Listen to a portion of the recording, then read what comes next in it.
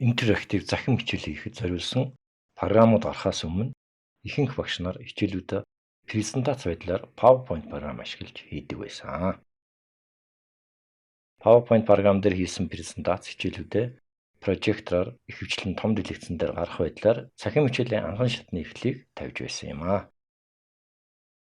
Storyline 3 програм дээр PowerPoint програм дээр хийсэн хичээлүүдэд эхнээс нь хийж эхэлж болох боловч Storyline програм нь PowerPoint слайдуудаас шууд шинээр төсөл үүсгэх боломж өгдөг.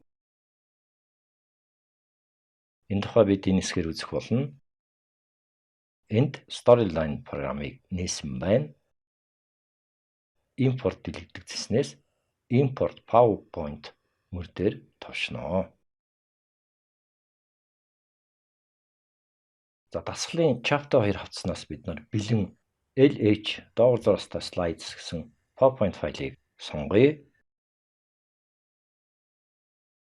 За импортлж оруулж ирэх боломжтой файлуудын өргөтгөлийг доош дэлгэцснээс харж болно.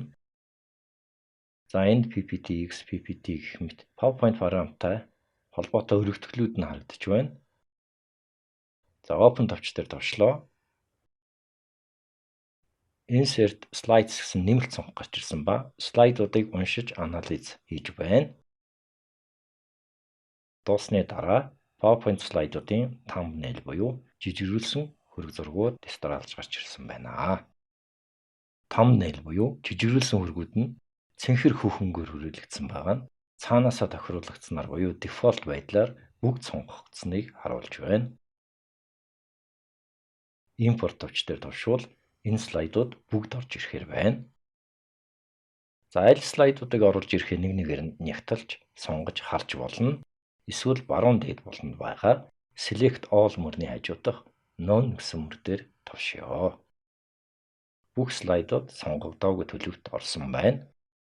Эндээс оруулах слайдаа сонгоод Ctrl товчийг дарамгаа төвөрлөж сонгох боломжтой. Эсвэл Select All дээр дарж бүгдийг сонгоод сонгохгүй гэсэн слайдын айкон дээр товшоод явж болно. Слайдуудаа сонгосны дараа Insert into Scene гэсэн мөрнөөс Current Scene эсвэл New Scene гэсэн сонголтыг хийж болно.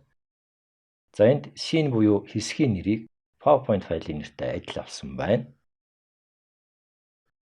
Бид Scene-ийн нэрийг өөрчилж Orientation Training гэсэн нэр оруулж өгье.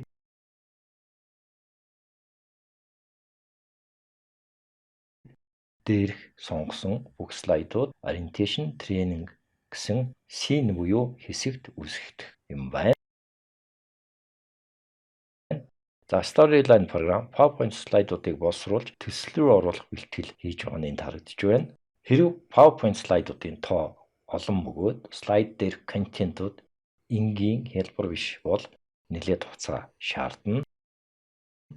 За слайд дээрх контентууд энгийн хялбар биш гэдэг нь өндөр тодорхойлолтой график зургууд, 3D, аудио, видео, анимац медианууд орсныг хэлнэ.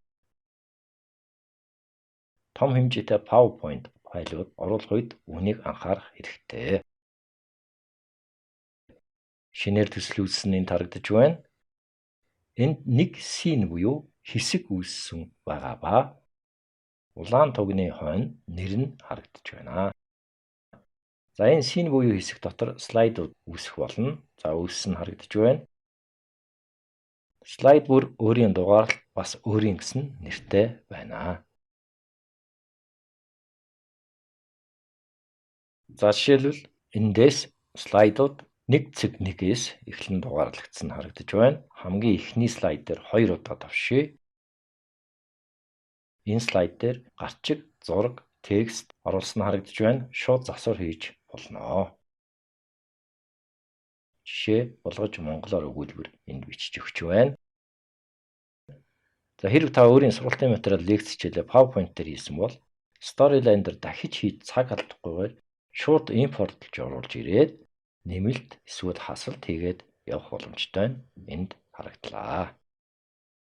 За ийм байдлаар бид нар энэ хэсгээр PowerPoint-оос төсөл үүсгэх тухай ойлголтыг үзлээ.